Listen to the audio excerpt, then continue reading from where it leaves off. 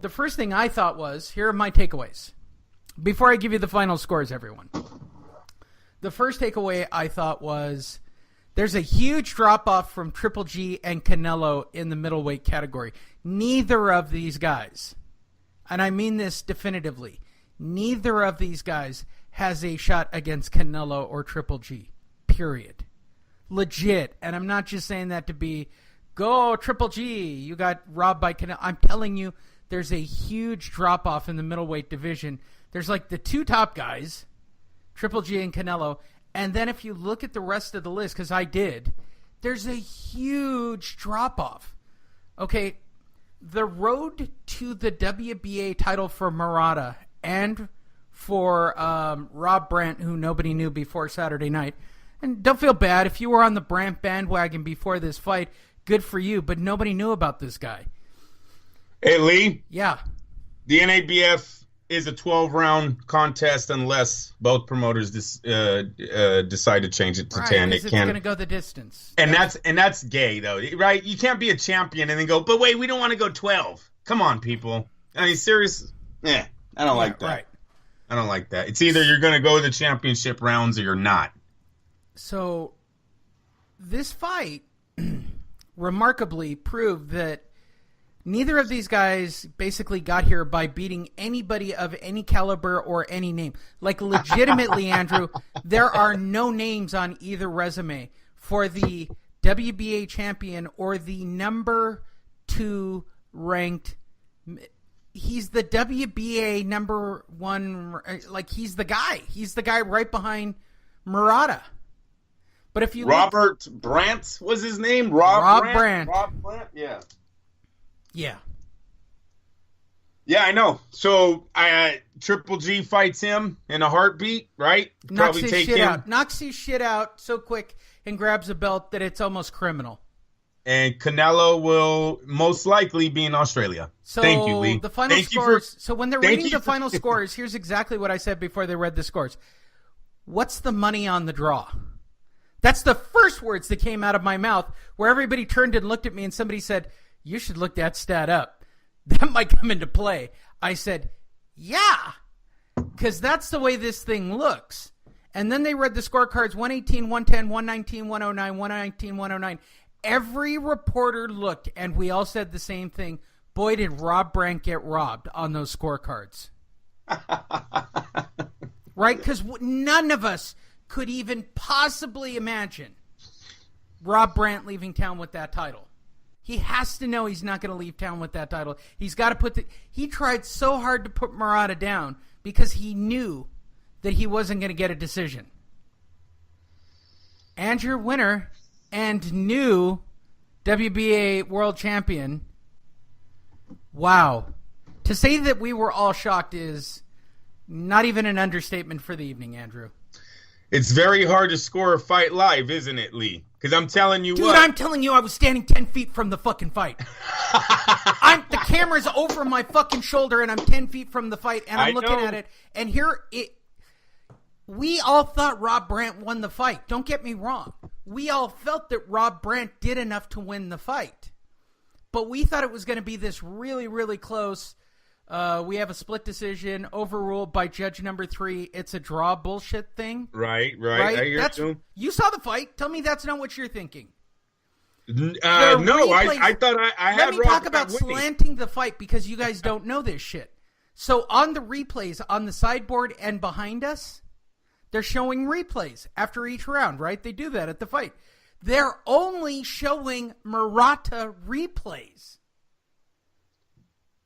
17 million views. In the building, they're only showing Murata highlights after each round. The whole time they kept saying he's a slow starter. And he's going to pick later. That Joe Tetrasani, the dude with the stick up his ass.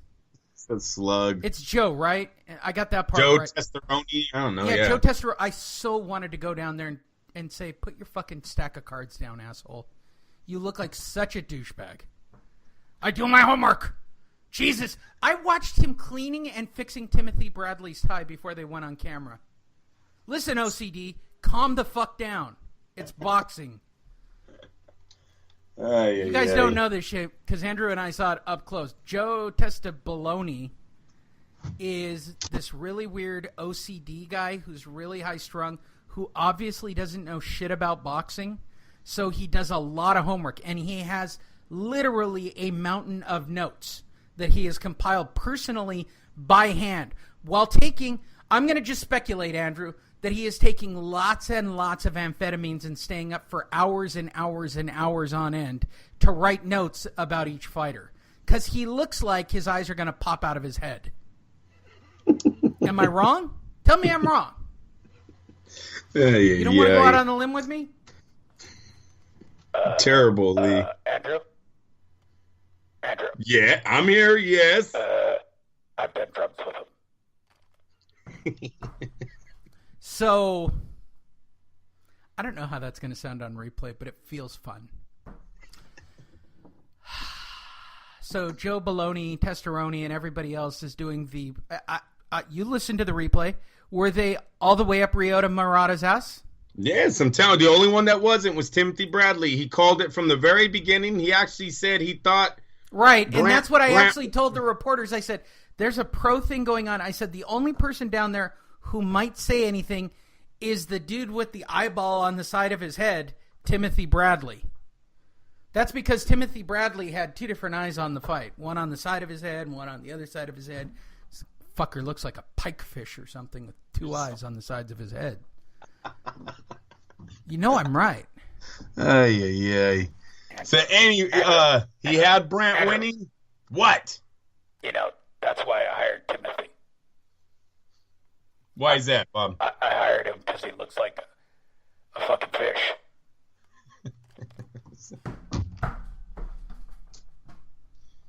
So, that I literally had my bag in hand, Andrew, because I was entered into a drawing to win literally $1 million at 10:15. This fight ended at 9:30. I was in my car and driving down the 15 towards downtown to my drawing. I was in the casino by 10 o'clock. Andrew, I did not win the $1 million. Oh, shit. I didn't even get to spin the wheel. It was bullshit.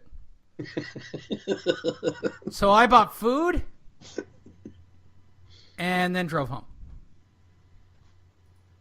Very nice. By the way, Andrew, let me give you a tip. And anybody listening, I know we have a couple of truck drivers listening. There is a concoction at the TA truck stops called high voltage coffee, high rev coffee. Like, I think it has fucking methamphetamines in it, dude. Like, I'm not joking you. I drank half a cup of that, and I was wired and edgy all through the desert. Like, I was on something. Like, I was fucking... I've been sober now. Look, Andrew, I've been sober for 25 years now. And I'm telling you, the first time I felt like I was on cocaine again was after the TA Rev coffee. So remember that chick... It's 1 o'clock in the... Wait, tell me if this wouldn't freak your shit out. 1 o'clock in the morning, you're driving along the 15 back to L.A. There's fucking lightning in the distance, like an alien's coming out of the desert. You're all cranked up on over-caffeinated coffee. Right? And I'm listening to an interview with Roseanne Barr on Joe Rogan explaining, I'm not crazy. Well, okay, I'm crazy, and that's... I took Ambien, and that's why I'm a racist. I shit you not. I literally listened to an hour of Roseanne Barr explaining that she was a racist. Not a racist. She's just out of her head for taking Ambien, and that she had a violent accident as a child, and she has, brain trauma, and that's what makes her this way. What the fuck? Like, you seemed okay when you had money and you were on Roseanne for a lot of years, bitch. Fucking slow your roll. You didn't have the brain trauma happen like last year. It happened when you were a kid. Like, you can't have 5 good years and then 5 bad years. It doesn't work that way. Like, she's blaming being a racist cunt on Ambien. I get that people do crazy shit on Ambien. I don't think she needs to be on Ambien to be a crazy psycho cunt. Right. Windows open, kids playing in the yard again. It's happening again. I'm saying crazy words out into the yard. Hi, everyone. Welcome to Fight Net Radio. Probably right about now, it's going to be a cutaway to a commercial, and you're not going to like it. But if you guys had gone to LasVegasDiscount.net and started using that damn thing, I wouldn't have to stick commercials in the middle of this show. Somebody's got to pay for this shit. I'm just telling you how it is. I'm warning you in advance. Big news, Andrew. Roman Reigns has leukemia again. That sucks. I don't know fucking Roman Reigns. That's the WWE. Yeah, I know. I watch wrestling. Well, I don't mean that. I don't give a shit. Now you tell me Manny Pacquiao's got it, I'm going to be a little sad. Oh, shit. Bob Arum just tweeted a few hours ago. Hold on, I'll have Bob read his own tweet. On the Twitters, Andrew. I was gonna make a meme, but you do the memes, Andrew. Yeah. Yes, sir. What did you write? You make memes, Andrew. No. What did you? Why wouldn't you make a meme about me banging your wife and having your child? Huh? I'm very excited. Next stop. You're a little old, Bob. I hope you're not the father. Next stop, El Paso. Miguel Burchell. You know him. Challenges Miguel Roman. Roman, 12 defeats. Andrew, loser must leave town. It's going to be Roman. We're going to build a wall around Texas. I can almost get... It's funny how he's trying to actually have Mexico be the wall now. That's what's funny. But anyway, we'll keep it moving. We'll take the opportunity to help speak out for my friend Beto O'Rourke, the next senator of Texas. He actually slipped in. He's sponsoring Beto O'Rourke, the next senator of Texas. That works. Wait, do we want to bet that this is the Republican candidate? That this is like the red meat eating, like Make America Great MAGA kind of crowd? I don't need to look it up, but I want to bet on it. I'm looking up Beto O'Rourke right now. And what is your bet, Andrew? Is he a Democrat or a Republican? I'm trying to think of who he backed in Las Vegas. He won someone a seat in Las Vegas before with Pacquiao, and I don't remember. I'm going to go Republican, he is obviously. A Democrat, Andrew. Damn it. Bob is a hippie. You know that. He smokes pot. I didn't say that. By the way, for anybody listening, because God forbid that somebody from Top Rank actually listens to this without a sense of humor. Listen.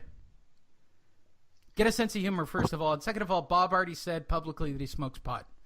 Yeah, and he calls in all the time. All the time. Bob's a regular on this show. Falls asleep on the show regularly. Robert Francis Beto O'Rourke is an American politician and businessman serving as a U.S. representative for Texas' 16th Congressional District. He is the nominee of the Democratic Party. Seems like you're pushing him now. Who the hell cares? Move on. Well, okay, he's going up against Ted Cruz. Anybody going up against Ted Cruz is okay with me. Ted Cruz looks like he's constantly eating a fucking lemon. Either the lemon is stuck up his ass or there's a lemon stuck in his throat. I'm not sure what it is, but I'm not a Ted Cruz fan. They better hope Amari Cooper catches the ball over there in Dallas. How about that? That's where you went with it, huh? I'm trying to get it off. Trying to get off the subject. Are you? I feel like we're on the subject still and just having a good time with it. And I'm hoping that commercial that automatically gets inserted happens like right here, just to piss people off. So we were watching on the DAZN app, Tevin Farmer knocking out Tennyson with a big body shot in the fifth. Tevin Farmer knocked out the IBF super featherweight champion James Tennyson once with a body shot. Huge. Farmer just signed with DAZN, right? Like this is all.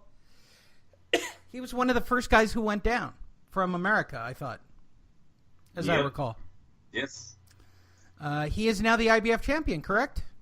He was the champ. Yeah. Oh, he was the champ. Yeah, he was the champ. This was his first defense. I got it in reverse. There we go. Yep. He beat Billy Dibb to get the title. What a sweetheart deal to be a part of DAZN and being a part of Eddie Hearn. He wants Gervonta 2 fights. By the way, can anybody in the PB say say that in 2 fights